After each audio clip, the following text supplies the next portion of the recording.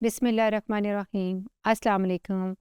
Dear students, today's topic is test the hypothesis that the multiple correlation is significant.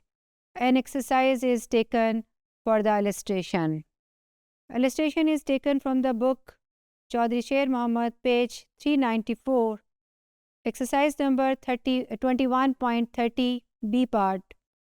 Test the hypothesis that rho 1.23 is equal to 0. It means you are given three variables x1, x2, x3.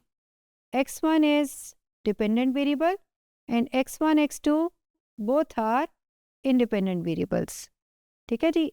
और आपको multiple correlation rho 1.23 equal to 0 इसकी testing करनी है. जो given data है वो simple correlation भी है, आपको पार्शियल कोरिलेशन भी गिवन है और मल्टीपल कोरिलेशन भी गिवन है. तीनों आपके वैल्यूज़ गिवन है. तो आपने क्या किया, सबसे पहले नल हाइपोथेसिस लिखा rho 1.23 equal to 0 against the alternative hypothesis H1 rho 1.23 is not equal to 0. ठीक है जी, ये आपका पहला स्टेप मुकम्मल हो गया. दूसरा स्टेप है लेवल ऑफ सिग्निफिकेंस अल्फ़ा. तो नॉर्मली हम 5% लेते हैं, तो यहाँ भी हमने इसे 5% ले लिया. थर्ड स्टेप है आपका टेस्ट स्टैटिस्टिक. जब भी आपकी मल्टीपल कोरिलेशन कोएफिशिएंट की टेस्टिंग आएगी तो आपने एफ डिस्ट्रीब्यूशन यूज़ करनी है. ठीक है, तो ये एफ का एक्सप्रेशन लिखा हुआ है against the new 1 and new 2. ये इसकी डिग्री ऑफ फ्रीडम्स हैं. अभी आपने देखा इसके दो इंडिपेंडेंट वेरिएबल्स हैं, तो p की वैल्यू क्या हो जाएगी आपके पास 2 और आपको जो डेटा गिवन है वो n होगा और -2 -2. ठीक है, इस तरह से आपकी न्यू 2 जो है वो डिग्री ऑफ फ्रीडम कैलकुलेट होके आ जाएगी. थर्ड स्टेप के बाद आपका फोर्थ स्टेप है क्रिटिकल रीजन. क्रिटिकल रीजन हम इस तरह लिखेंगे reject H0 if f greater than f alpha new 1 new 2. ठीक है जी, न्यू 1 न्यू 2 की वैल्यूज़ आपके पास 2 और 3 हैं.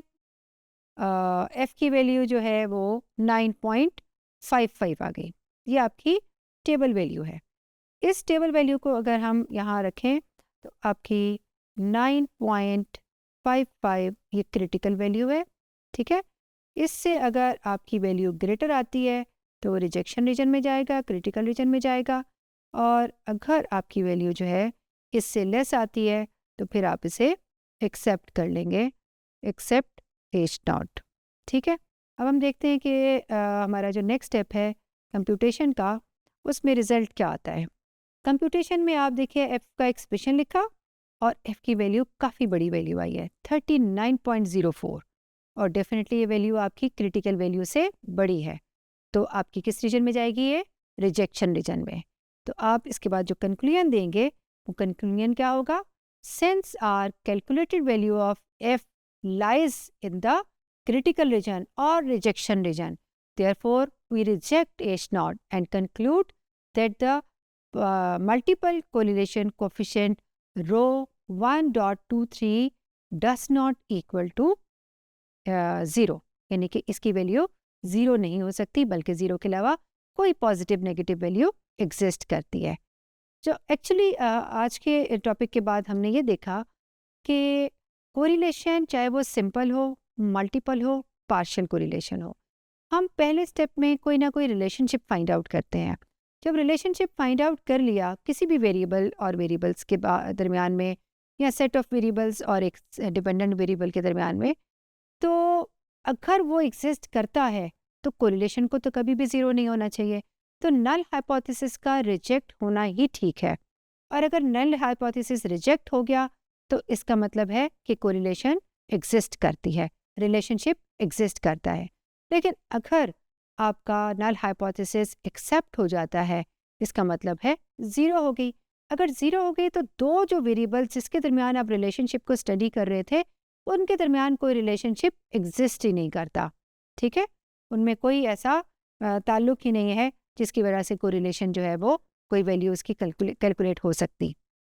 तो ये थे 6 स्टेप्स जिसके बाद हम कंक्लूजन पे पहुँचे हैं. Thank you.